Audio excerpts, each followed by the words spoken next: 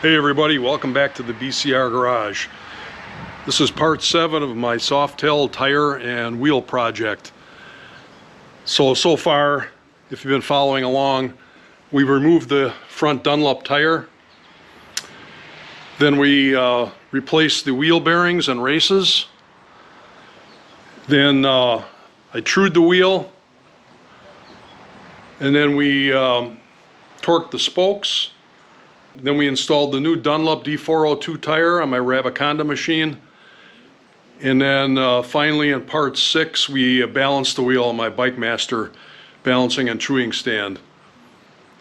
So today we're going to finish up with the front wheel, and we're going to mount the wheel, and then I'm going to show you how to check the end play. So I'll get the camera set up and stay tuned. But before I go, if this series is helpful to you at all, or if you just appreciate the information, whether or not you have a vintage bike like mine, I would really appreciate a thumbs up and a subscription. All right, be right back. Okay, just a few things that I did off camera just to let you know. I Loctited the set screw on my brass wheel weights. I cleaned off the rotor with brake clean, both sides. I just packed a little more grease in the lip of the seal, because when I was using the balancing and truing stand using the cones, it did take some of the grease out, and I just wanted to pack a little more in there. So I just did that with my finger. And then on mine I run a wheel cover, or a hub cover right here. So I put that back on. There's just a matter of sliding the big spacer over the hub, putting the wheel cover on, and then installing the lock ring with 2 set screws, which I also blue Loctited. Okay, I normally follow the Harley service manual to the T, but in this case I'm going to differ a little bit. They don't call for any coating of any kind on the axle. The front axle doesn't say anti-seize or grease. It just skips that step. Well, I'm going to go ahead and put a light coat of grease on the axle between here and here. And the reason I'm using grease is because this has the Timken style open wheel bearings, and anti-seize has metal particles in it, which you don't want to get in your wheel bearings.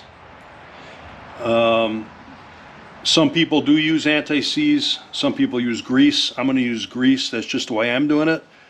You do whatever you think is right.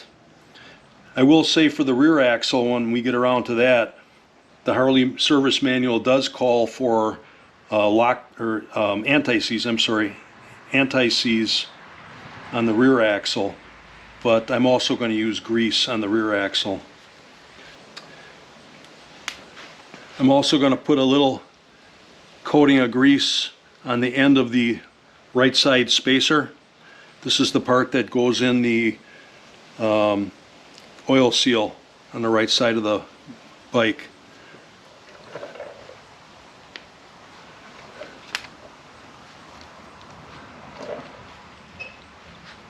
So it doesn't take a lot.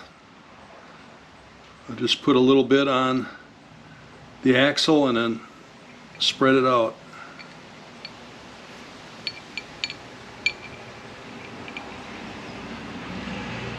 We'll start with that and see if we're happy with that amount.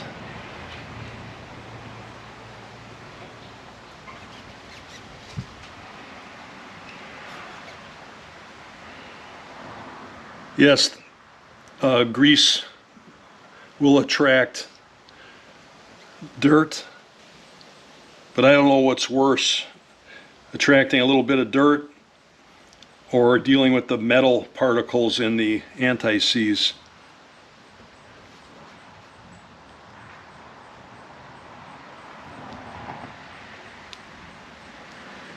Okay, that's good. Set that aside.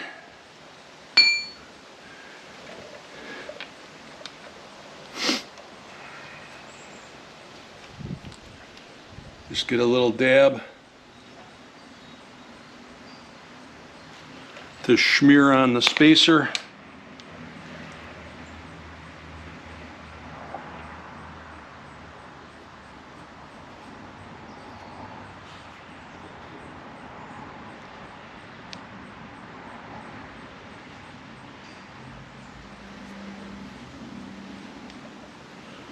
Good. Same thing on the spacer on the speedo cable.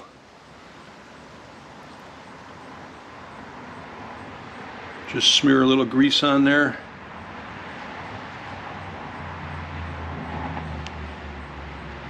Good. All right, now it's time to install our right side spacer.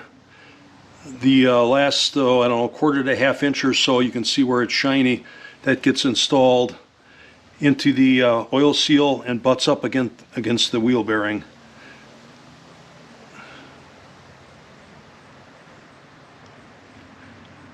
Just like that. Okay, now we're ready to mount the wheel. And if you're wondering why I haven't checked end play yet, that's because these 80s vintage bikes don't use the shim system that the 90s bikes used with the Timken wheel bearings. All we have on this setup is a inner spacer and then two outer spacers that get pressed into the oil seal. And since we're just using the stock setup, the end play should be good to go. But the way Harley wants you to check the end play on these 80s vintage bikes is to fully grease the bearings and mount the tire and wheel on the bike and torque it down to spec, and then you check it. So that's what we're going to do. Before we put the wheel all the way in the bike, we have to get our speedo cable, because that contains the spacer for the left side of the bike, and you gotta get that in place.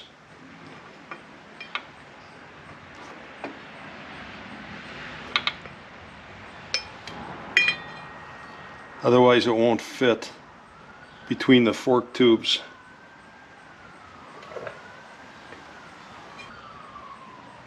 And then you have to index the spacer on that, which has a little prong on it, into the opening of the rotor right there. Okay, now we can slide our wheel in.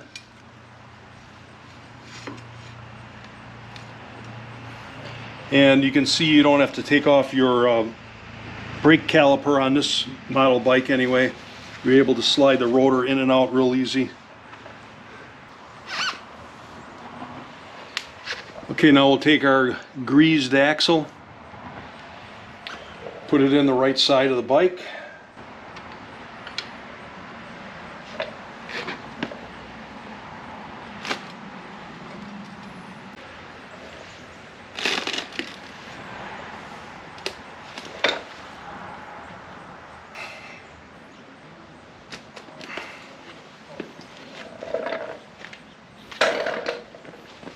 Okay, here she comes. Just going to get a rubber mallet to give it a little love tap.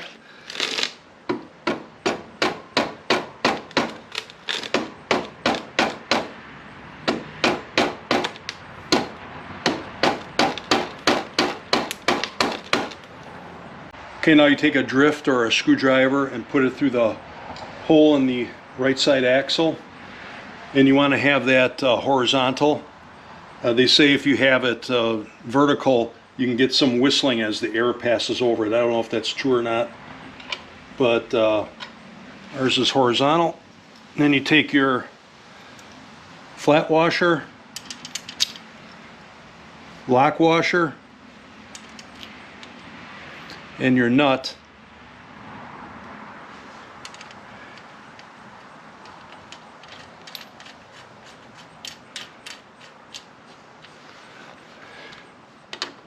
Just snug it up.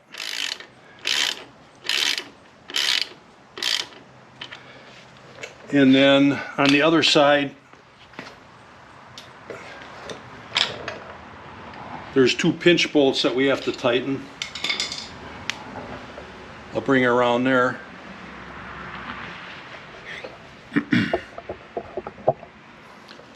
Okay, the 2 pinch bolts here you want to snug up.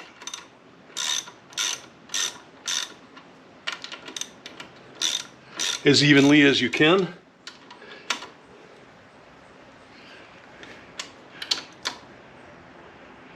Okay, now we're going to torque the other side to 50 foot-pounds. Then we're going to loosen these up, and then we're going to torque them to 11 foot-pounds, and that's all per the service manual. All right, we got our torque wrench set to 50 foot-pounds. It's a 3/4 size socket. While holding the screwdriver through the hole in the axle on the right side, we're gonna torque it.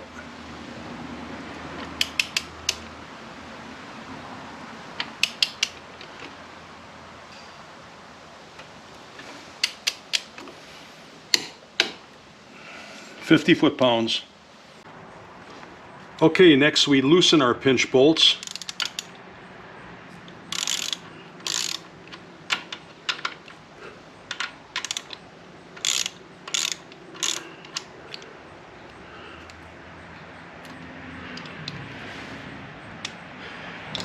And again, this is per the Harley service manual. It's not uncommon to loosen a fastener before retorquing it. Alright, so I took my inch-pound torque wrench because 11 foot-pounds is too much towards the lower end of my torque wrench's range. So 11 foot-pounds is 132 inch-pounds, which is only slightly above the middle of my torque range on my inch-pound wrench. So now we're going to snug these up just a little at a time.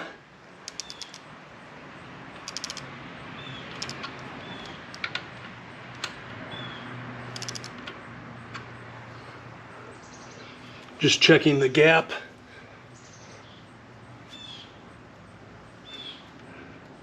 Okay, we're even. Keep going. Getting close.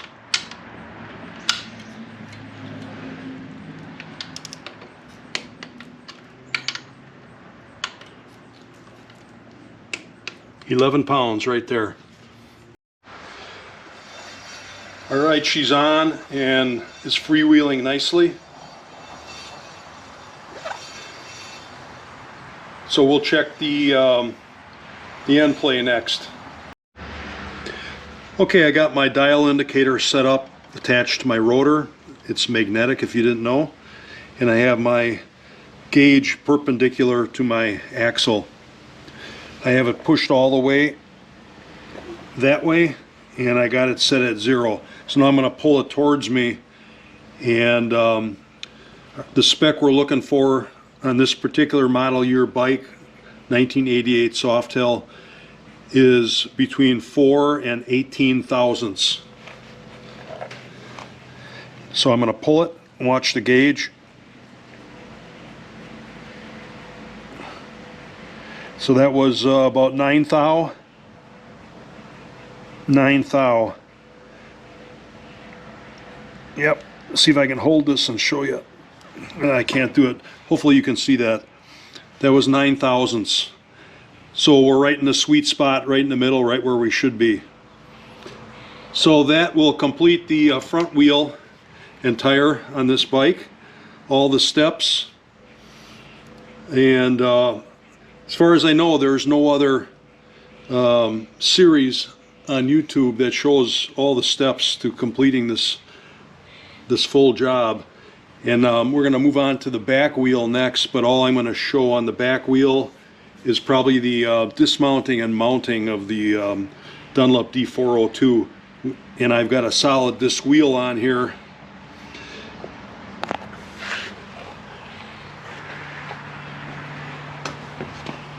Let's see. Right there, you can see that. And according to Rabaconda, their machine doesn't work on a solid disc wheel. Well, we're going to see about that. I have an idea. So stay tuned for that. That should be a lot of fun. All right, thanks for hanging with me. Have a good day. This is BCR signing out. Later, guys.